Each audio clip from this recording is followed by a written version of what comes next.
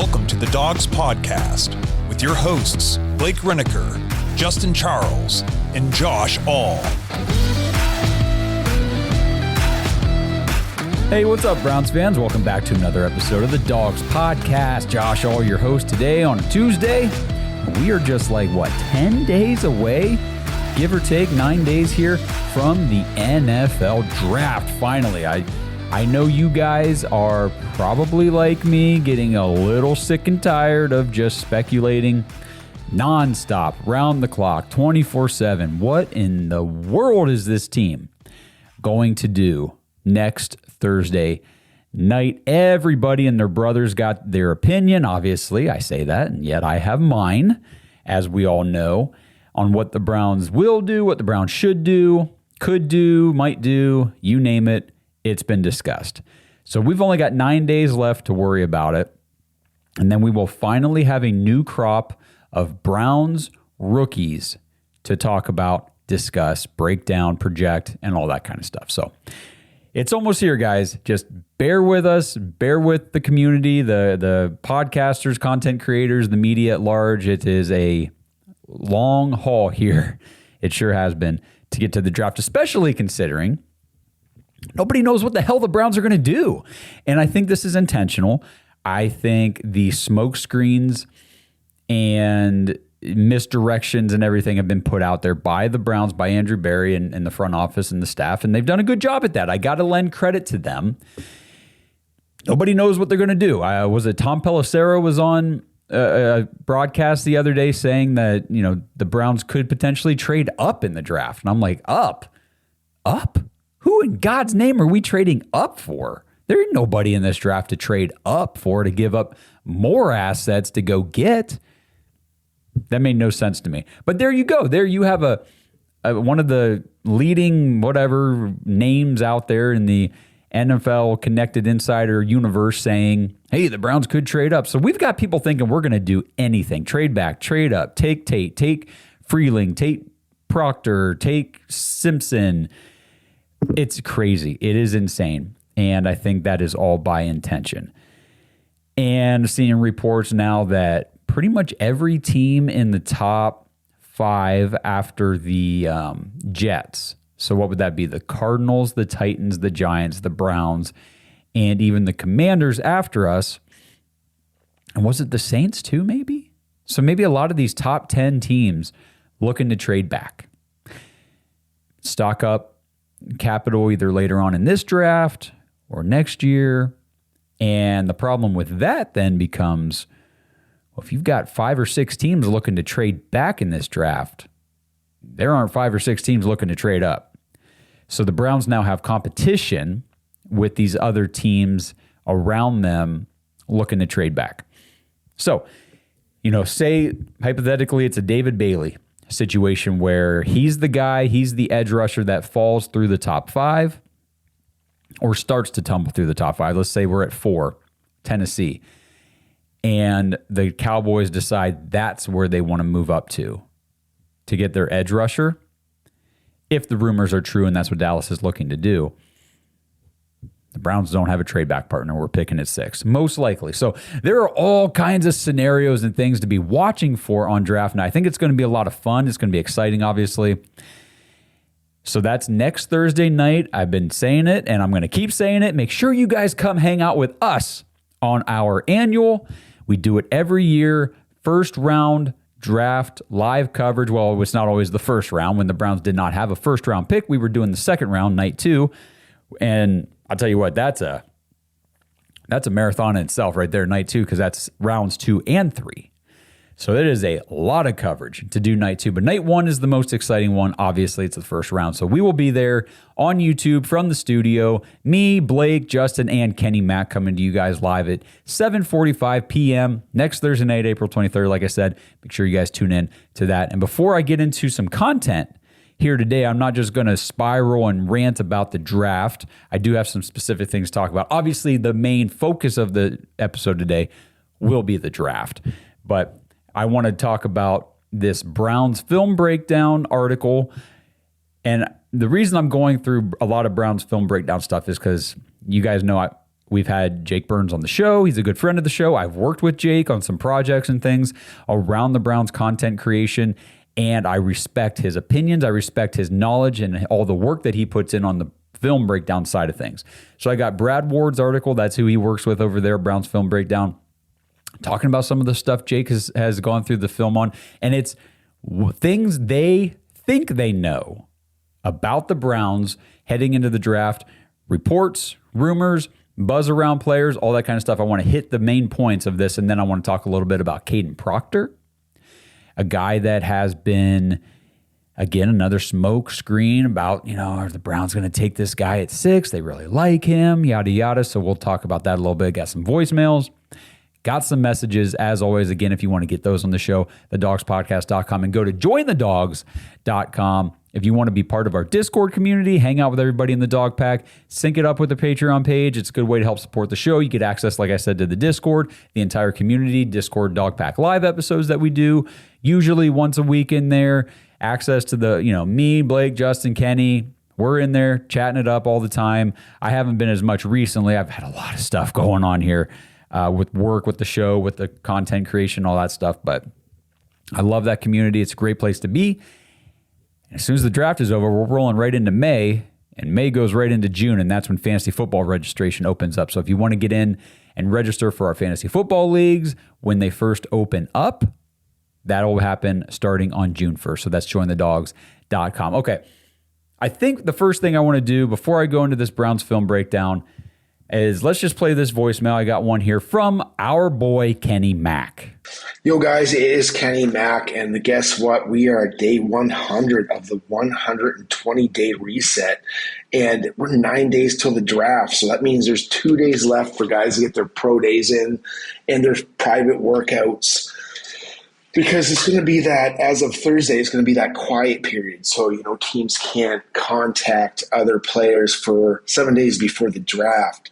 But, I think things are getting a little silly, and it's that silly season, so nobody will have anything to talk about. But let's hold the Browns to what they said. And I think the main objective of what they're trying to get in this reset was a total roster reconstruction just of the offense. And if you take a look at the major holes, I've said it over and over again, there's a gaping one at left tackle, and then all our receivers have PFF grades of under 50 other than Corley. And he's not going to be a major player, but he's definitely going to get some snaps. So hold them to that. Pump the brakes on the silly season stuff in the defense, and let's draft some offense and get this thing right, guys. One thing I can tell you, though, the reason for a lot of this silliness is I don't think anybody has an idea what the Browns are going to do this draft. Let's go Brownies. Hoo-hoo. Yep, so Kenny was just kind of going right into what I was saying earlier. Nobody's really got a clear shot of an idea of what this team is about to do. In the draft, I saw some people posting on social media this morning, so I went in and made one myself about, the last time the Browns took a wide receiver in the first round, it was Corey Coleman. I said, yeah, the last time the Browns took an offensive tackle in the first round, it was Jed Wills. So, you can go back in history and point at pretty much any first-round pick the Browns have made in the last 30 years, and it's probably not gone very well for us. We don't draft well. It is a historical fact. We do not draft well. Andrew Berry does not draft well. Wide receiver, offensive line, 2 positions that he has struggled with. He's got a bad track record of drafting those positions over the last 6 years.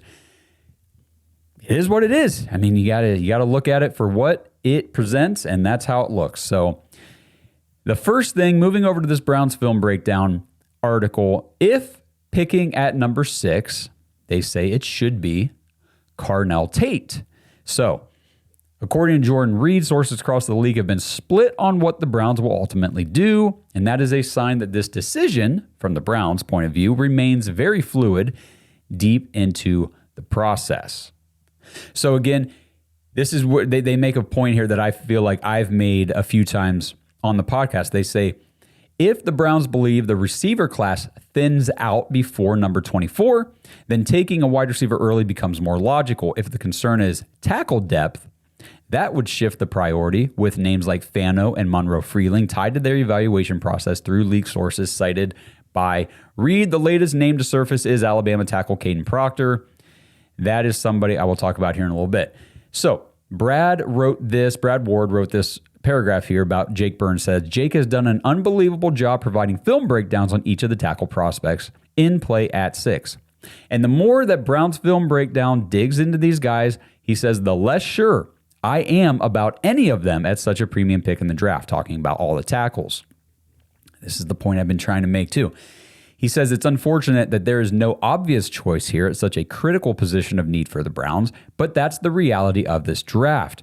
If forced to make a tackle here and all of them were available, I would have to go with Francis Mauigoa or Spencer Fano, and then figure out the right side, left side dilemma once you get that player in the building.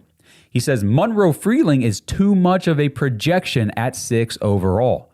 Now, maybe if they move back, but the consensus draft board has him at least going 17th overall. Yahoo is the only outlet that has him in the top 10. The rumblings of Caden Proctor at 6 are scary, to say the least, and I would not be comfortable taking a player with such a high variance of outcomes. He goes on here and he says, ultimately, if the Browns keep their pick at 6, Carnell Tate is the strongest choice. He meets a critical need and justifies the investment. Unless they work out a trade to move back, Tate at 6 is clearly the most justifiable move based on everything we know. And honestly, it's really not even close at this point. So, again, we're talking Browns film breakdown crew. They do their work differently, obviously, than a lot of other people. They specialize in the tape breakdown. And their takeaway from what they do, from all their work, and they bust their asses over there, trust me. None of these tackle prospects are, in their opinion, worthy of going at 6. The two that would be if you had to take a tackle, like they said, Francis Mauigoa, who now has I don't know if this is just stuff coming out now. I think teams probably knew about the back injury ahead of time, but he's getting things reevaluated. And I'm starting to see reports that at some point in his career, whether that's this year, next year, or 10 years down the road, Francis Mauigoa will most likely need back surgery.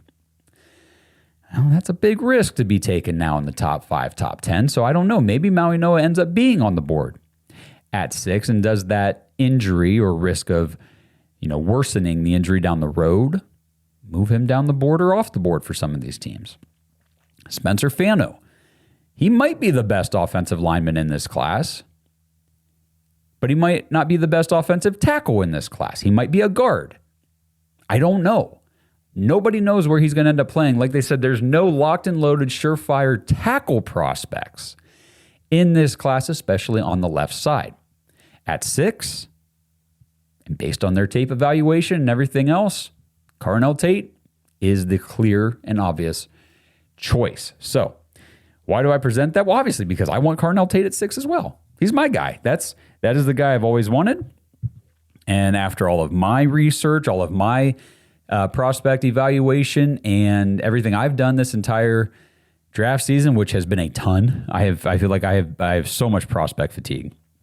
But I love it. I'm still doing it. I'm putting together my final mock draft scenario episode for you guys, probably come out sometime over the weekend. And that'll be the last one I do before the draft. But when I say prospect fatigue, it's just that there's so much information out there on all these guys. And there's only so many different outcomes you can generate in your mind on these things. It's a lot. But Carnell Tate remains my pick at 6. So they go on here and they're talking about examining all aspects of a potential trade back. So obviously, the Browns have made it very well known. We are open for business. Pick 6 is on the table. Somebody please come and make us an offer. So, according to Jordan Schultz, the trade back idea driven by a strong positional depth on defense, especially at the edge, cornerback, and linebacker, as well as a talented wide receiver group on offense. So he says at the same time, later rounds are viewed as thinner, which would push teams to be prioritizing the acquisition of additional day 2 and day 3 picks. So moving on here, I'm just kind of skimming through the article to see what I really want to point out. Most of the noise about a potential team making this kind of move seems to point to the Dallas Cowboys, which is why we keep going back to them. And I've said this before, and I'll say it again, it does make sense. It does make sense. They've been linked to trade ups with as high as 3 to the Cardinals to try to go up and get David Bailey. And I don't think that's outlandish. If they are dead set on getting one of the top edge rushers and, say it's Arvell Reese goes 2 to the Jets, well, then they could very easily trade up to 3 because I think the Cardinals are open for business as well. Move up to 3, take David Bailey. And then the Browns are probably sticking at 6 unless a guy like Jeremiah Love is there at 6 and a team behind them wants to move up and take him. There's all kinds of scenarios that could play out, but I do think the most logical one is the Cowboys moving up. So this one, they say one specific scenario that is gaining traction comes from Matt Miller, who I believe is ESPN. They say Miller reports that while Cleveland continues to be linked to a wide receiver, with Cardinal Tate most frequently mentioned, there is also belief around the league that the Browns could trade out a number 6. He specifically notes a team like Dallas, with the Cowboys looking to move up for a pass rusher. They hold, obviously, picks 12 and 20. That opens up a number of scenarios if their real weight is their desire to come up and get an edge rusher. So Brad Ward, though, points out a potential issue here with a trade back scenario with the Cowboys. So again, a lot of people want to mock that the Browns are going to trade back and get 12 and 20. And they could, or they could opt to say, well, Dallas, listen, we'd like to have either 12 or 20, one of your first-round picks here this year, but we want one of your first-round picks next year. Because remember, the Cowboys, you got to remember the situation here. So the Cowboys have 2 first-round picks in 2027. They only own, currently, one of them. They already traded one of those 2027 first-round picks to the Jets for Quinnen Williams. The problem with that, and the problem why you cannot get a 2027 first-round pick from the Cowboys. So the agreement on that trade was that the Jets would receive the higher, whichever of those first-round picks for the Cowboys ends up being the higher one, that's the pick the Jets will get. So the Cowboys own their own pick in 27, and they own the Packers from the Micah Parsons trade. Whichever one of those picks ends up being higher in the draft, that pick goes to the Jets. So I don't know if this is exactly confirmed, but Brad Ward said there could be a freeze put on both of these selections where neither of the picks can be traded since we don't know which pick is technically going to the Jets. So he says it's the first time I can remember a technicality preventing an NFL team from trading its own draft capital, but it really diminishes the potential payoff for any kind of trade. Any kind of trade back scenario, he says, would ideally, and this is what I just said, net the Browns a future first-round pick in 2027. And that's when they theoretically will be looking to land their franchise quarterback. It is a significant motive for engaging in trade back at all to net a future pick in the first round. And then somehow adding a second 2020 first-round pick is at the top of my wish list on draft night. However, teams know the buzz around what many believe will be an all-time draft class in 2027, and they will be slow to part with their picks. So we'll see how this goes, but it sounds like I can't really read off of this whether it's like officially off the table for the Browns to get that 2027 first from the Cowboys, but it would be they would have to agree to take the lower of the Cowboys to first round picks next year since the higher has already been spoken for. So it does create a little bit of a sticky situation in trying to recoup future draft capital. This episode is sponsored by Kalshi. All right, Browns fans, we've all messed around with the sports books before, right? And let's be honest, you're always kind of playing against the house. But with Kalshi, it's different. You're not betting against some sports book. You're trading against other real-world people. There's no house trying to beat you. Kalshi just runs the marketplace. So if you think the public is wrong, like everybody's overreacting to these smoke screens in the draft or sleeping on a prospect, you can literally take the other side of the market. And it's not just sports either. You can trade on other real-world stuff interest rates, inflation, even wild weather outcomes. It works like this. Simple yes or no markets, your risk is capped up front and your payout is locked in. So if you trust your takes and instincts, and I know you guys do, go check out Kalshi and see what markets are live right now. So use our link in the description or just head over to kalshi.com/dogs, KALSHI.com/dogs, DAWGS, and you'll get $10 when you sign up and trade $100 on Kalshi. Because why shouldn't you guys get paid for being right? So then this article moves on. Other things they know, Browns top 30 visits. Obviously, the top 30 visits that the Browns have invested in so far this draft cycle shows a heavy emphasis on wide receiver. They've hosted Carnell Tate, Mekhi Lemon, Jordan Tyson. So there's your top 3 guys. They've hosted Casey Concepcion, Omar Cooper, Chris Bell, Denzel Boston, and Jeremy Bernard. So that, like they say here, aligns directly with the league-wide belief that the wide receiver class is extremely deep because, of course, the Browns are hosting the receivers projected to be available around pick 6, pick 24, and pick 39, meaning they are taking or do very much intend to take a wide receiver with at least one of those picks.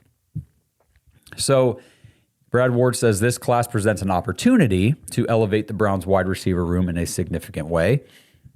And I think I agree. It's a very deep wide receiver class. It's a lot of wide receivers that are going to come in and help make your wide receiver room better. The catch are a lot of those guys, the type of receivers who can come in and move into your wide receiver 1 spot for your team. No, not all of them, obviously, not even a lot of them. I think that there's a handful. And if you pass on that handful, then you are saying, okay, we're not operating with a true defined alpha wide receiver 1 yet again in Cleveland in 2026. We're just going to have a bunch of wide receiver 2s and 3s and 4s, and let's see if somebody can kind of rise to the top and lead us for at least this year.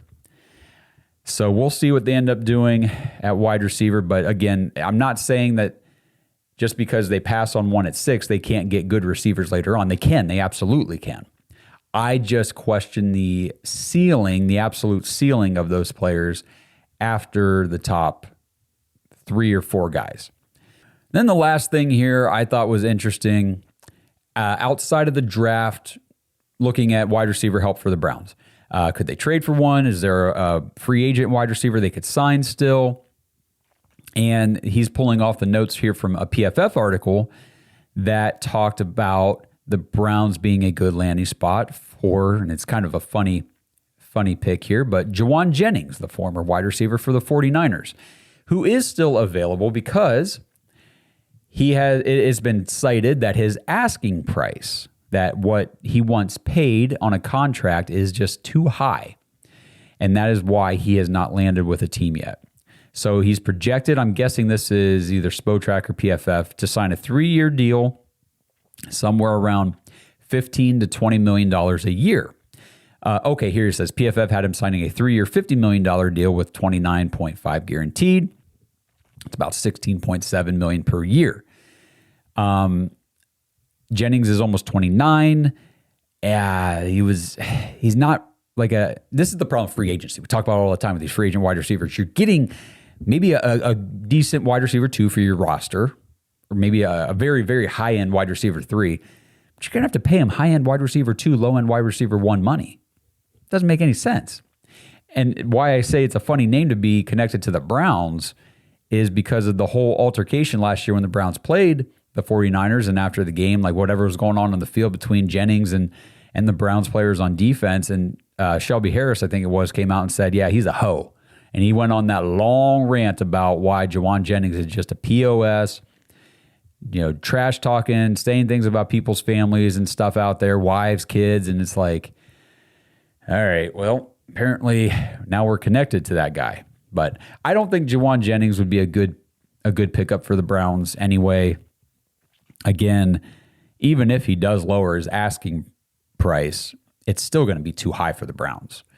And overpaying for a high-end wide receiver 3, low-end wide receiver 2, like I said, Just doesn't make any sense for this team right now. So it's kind of where Browns film breakdown is talking about things they think they know about the Browns, these trade rumors and all that kind of stuff. So just to kind of rehash, Carnell Tate is their clear and obvious pick at 6. None of the tackle prospects really, based on the tape and the film review, warrant using a top 6 pick to draft. And if the Browns did, then the only 2 that would be acceptable in their eyes, Maui Noa and Spencer Fano. And they say Caden Proctor's not a good prospect there, and Monroe Freeling's too much of a projection on his upside, but where he currently stands as a prospect, it's not there for number 6 overall. Now, looking at Caden Proctor, they did a whole article on that. I read through it yesterday, did a short video on it, so I'll just kind of go off memory on that one a little bit. But Caden Proctor, as an athletic traits guy, exactly what the Browns and honestly any NFL team is going to be looking for in a left tackle prospect. You got 6'7", 355 pounds. He can squat, 800 something, bench 535.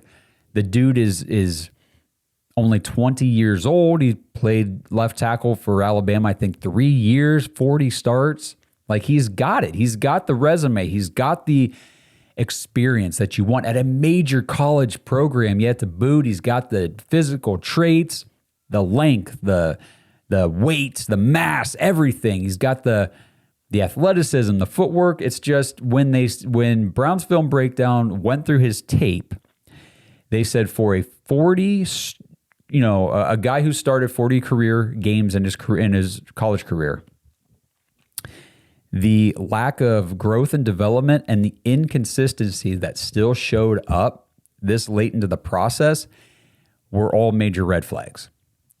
And he's going to have a lot of work to do to build up consistency to be a good starting left tackle for an NFL team. Now, is the juice worth the squeeze at a certain point? Absolutely it is.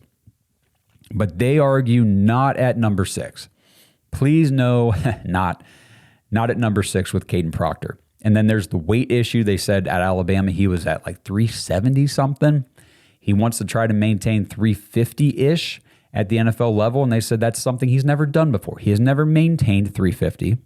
He has always played at 370 plus at Alabama. So can he do it? I think it was Jordan Reed, or maybe it wasn't Reed. It was somebody else on Twitter said, Caden Proctor, this guy could be so good if he wants to be.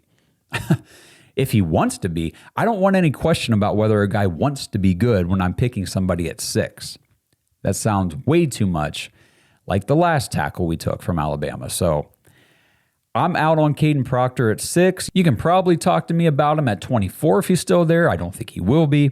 I do think these, we'll call them tackle prospects in quotes, because like Kenny Mack keeps saying, I see a lot of right tackles, see a lot of guards out of our tackle prospects here in the first round projections. So I do think a lot of those guys are going to start getting scooped up in the teens and the early 20s. Again, we're at 24, so it's not like we're at 28, 29, but there's always a possibility the Browns, I got to put it out there, that we trade up from 24 to go get the tackle we really like. We trade up to go get Freeling. We trade up to go get Proctor.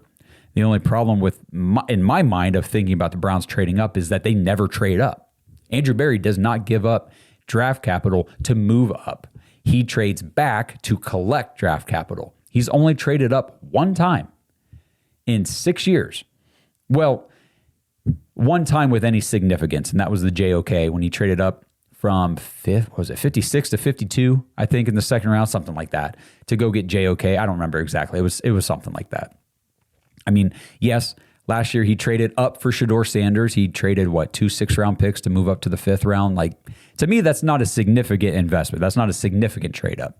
So a significant trade-up would be moving from 24, because you'd have to give up significant capital to get up from 24 to 15 or 16 to go get your tackle if he's on the board and you think somebody else is gunning for him. I put the odds very low that happens. Obviously, it can happen. It just would break the trends that Andrew Berry has set over the last 6 years.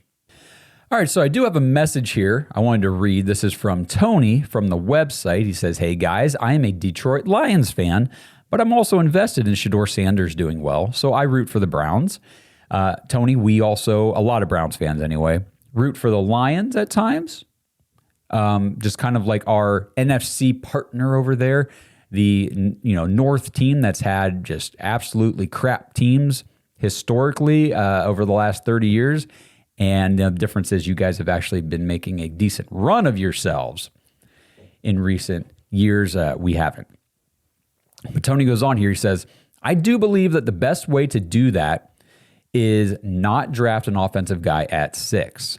I think the best chance for the Browns to be successful next season is to make your defense even more elite." Okay, so he doesn't want to take a guy on offense. He says, go defense. If you have a top 3 defense, Shedeur Sanders has shown he will be able to get you 20 points with a full offseason and the apparent sabotage he dealt with last year.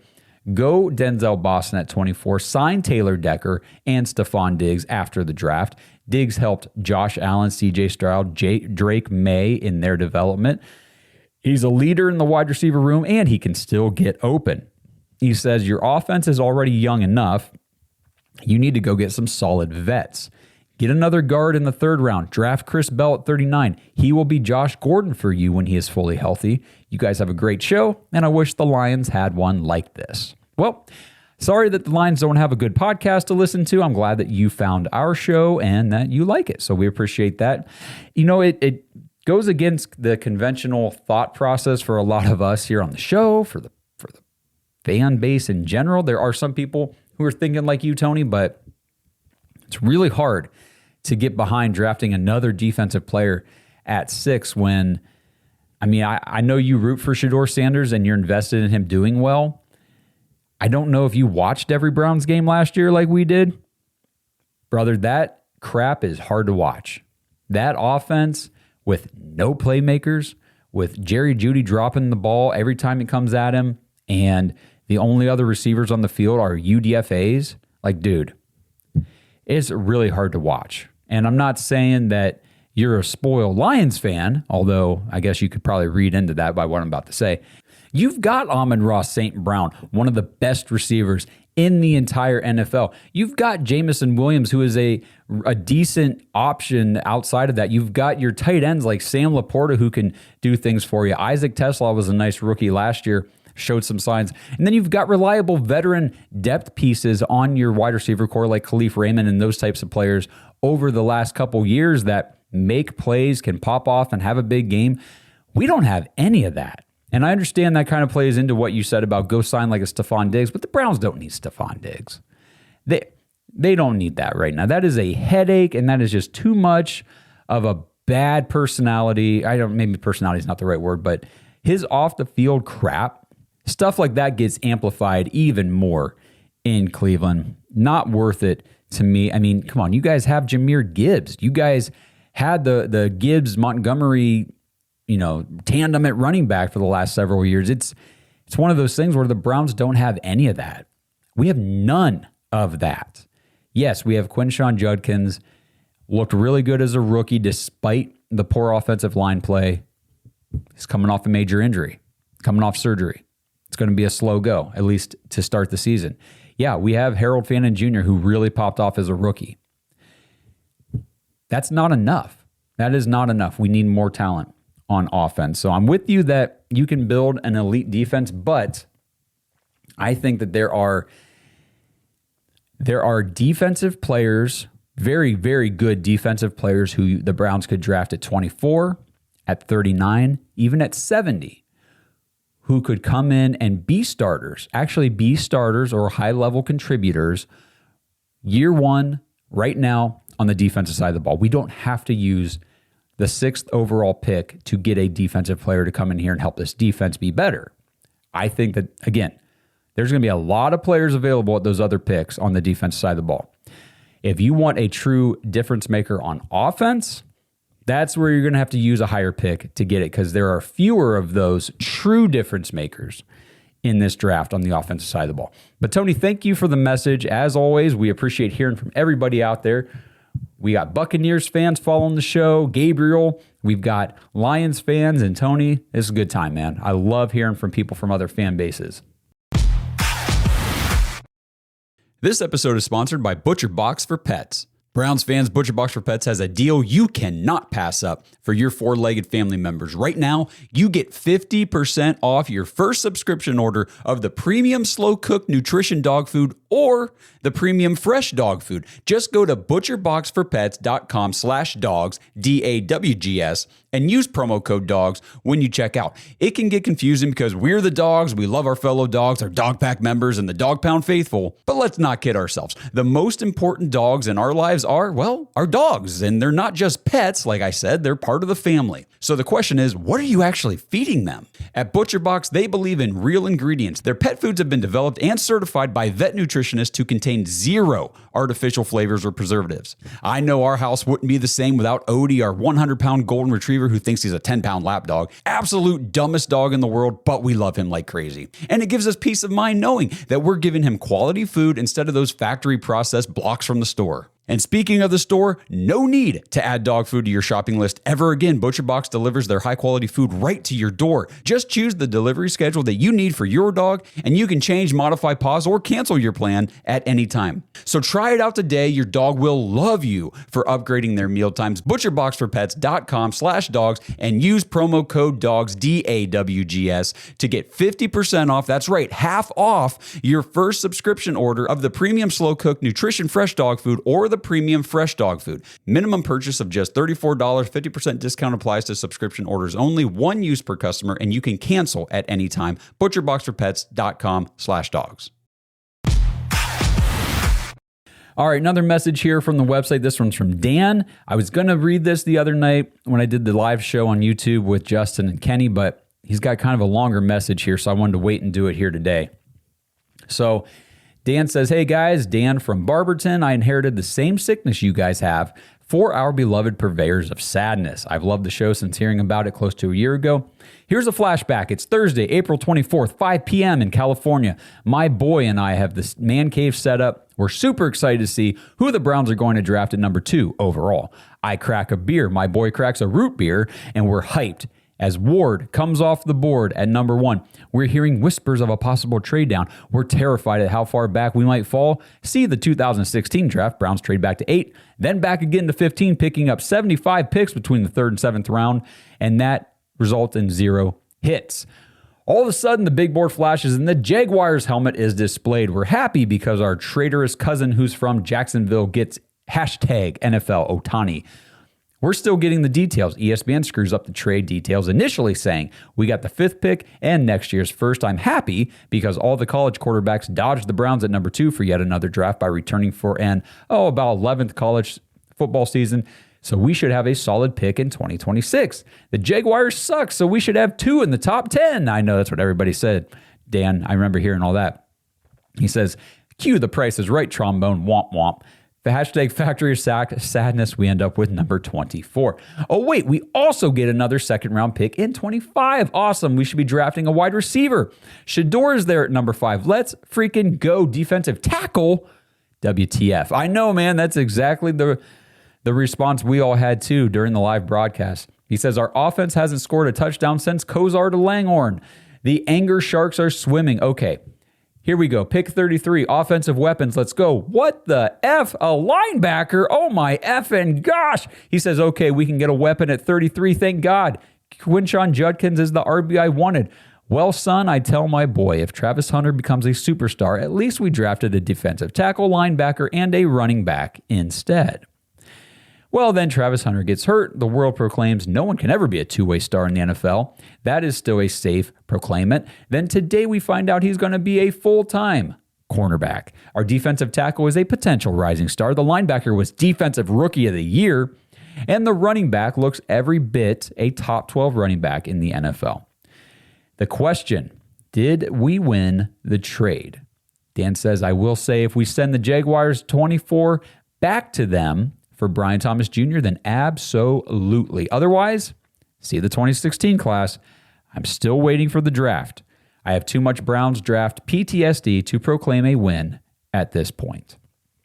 So that was fun, Dan. Thank you for the little flashback storytelling there. It's always fun to do that kind of exercise a week or so before the upcoming draft. Yeah, last year was a whirlwind, man. It really was. I mean, this show, you guys know if you were here with us, the table was dented from all the pounding we did saying offense, offense, offense. You can't possibly draft a defender in the first 4 picks in this draft. We have got to get offense because our offense is the worst. And then we went defensive tackle and linebacker with the first 2 picks. And it wasn't that we didn't like the players. Say it all the time. Mason Graham, consensus top DT in the class. So that was, okay, we like the player, didn't like the position, didn't like the pick necessarily at 5. And then Carson Swessinger, I mean, obviously nobody can sit there and say he'll be the defensive rookie of the year. I really liked Carson Swessinger because I knew he was in a lot of the research I had done and all my draft prospect evaluation and stuff from last year. He consistently popped up as either the top linebacker on some people's boards and breakdowns, or if not the top, then probably like a top 3 linebacker in that class. So I knew who he was. I knew his name. I knew who he was as a prospect. He just wasn't on my radar for the Browns because, again, offense, offense, offense. So that's why this year we did the episode last week of other players, especially defensive guys that you need to know heading into the first round, because just because we pound the table for offense, offense, offense doesn't mean the Browns are going to do that. So I got one last voicemail here today. This one is from our buddy up in Canada, Claude. Hey gang, Claude from Erio. Just a quick comment about the draft, and I had a question about the upcoming schedule. For the draft, honestly, I hope we just get a wide receiver that as Browns fans we can champion behind. Like, it would just be cool just to get that wide receiver that we can just put our faith in and just be comfortable, like, knowing that we have an elite wide receiver. I'm hoping that person is Tate. I'm Tate all day.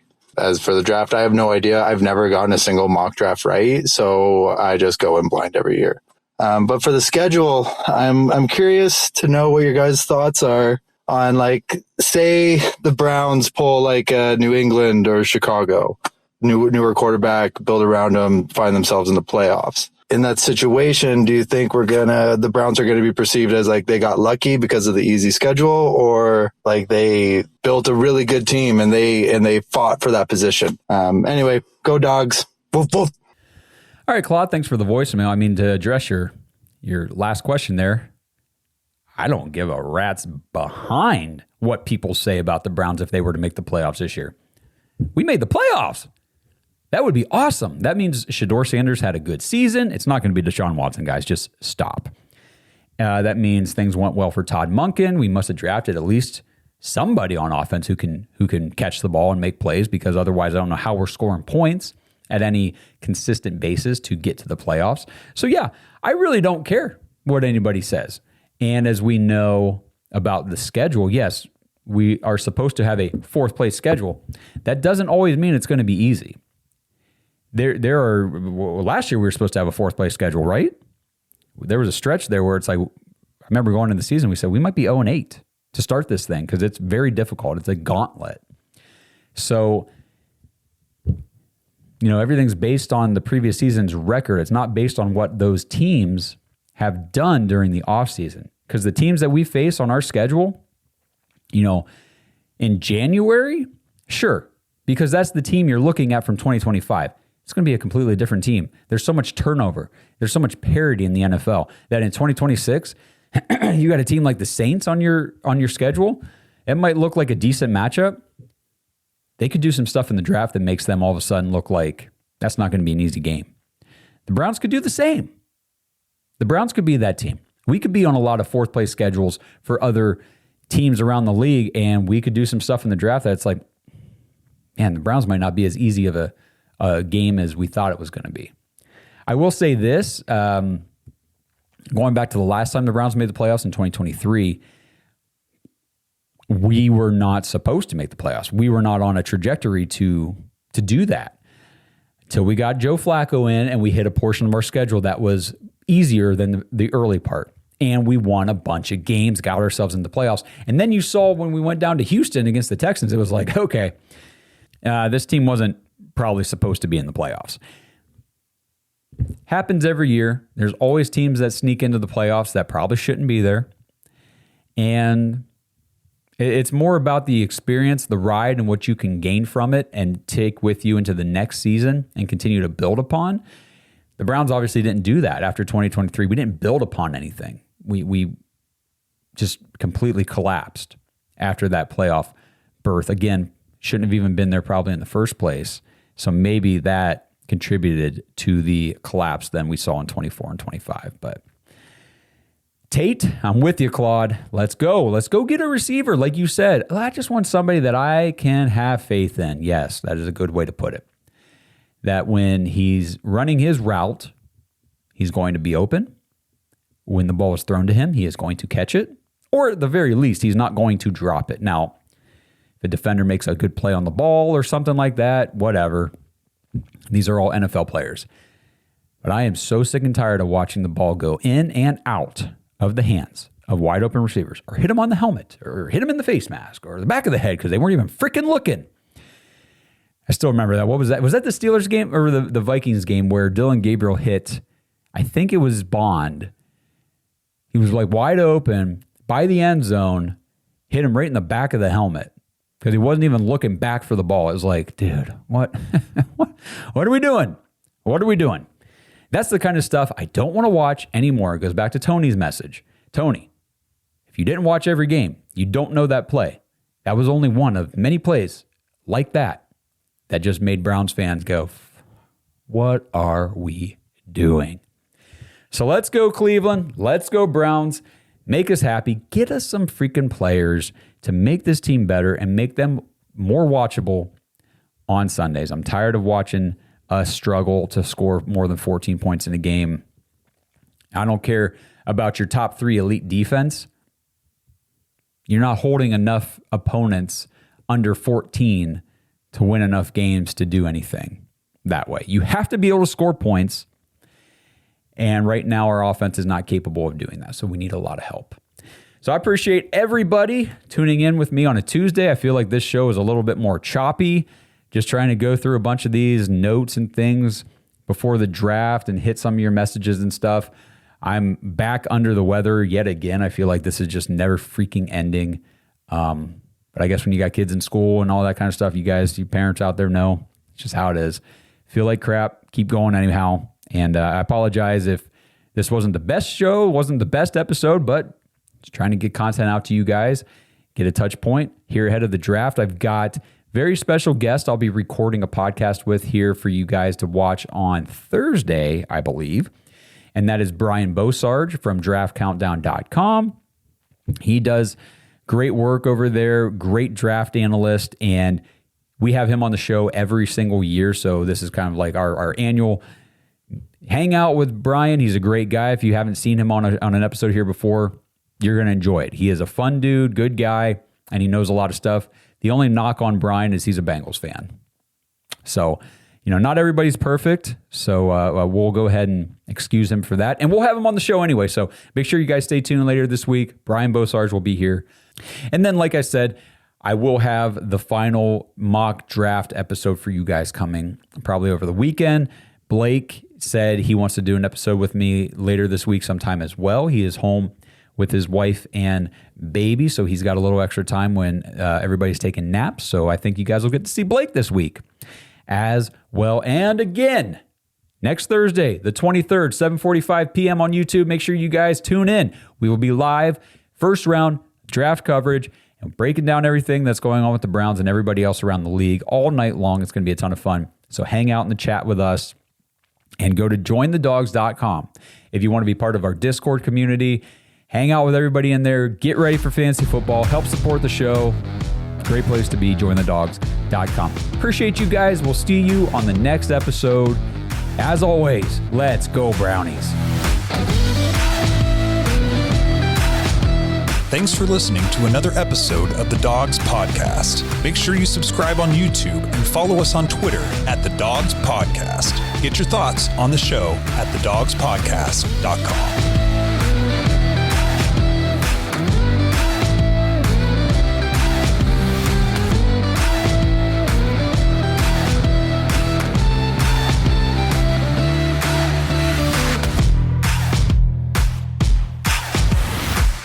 This episode is sponsored by ISSA. Browns fans, if you're into health and fitness, have you ever wondered how you could maybe turn those hobbies and your passion into an actual career? If that sounds interesting to you, then ISSA has the opportunity you've been looking for. ISSA is the International Sports Science Association, and they can help you become a certified personal trainer in as little as 3 months. And right now you can get $100 off your certification when you sign up through our link, joinissa.com/dogs, DAWGS.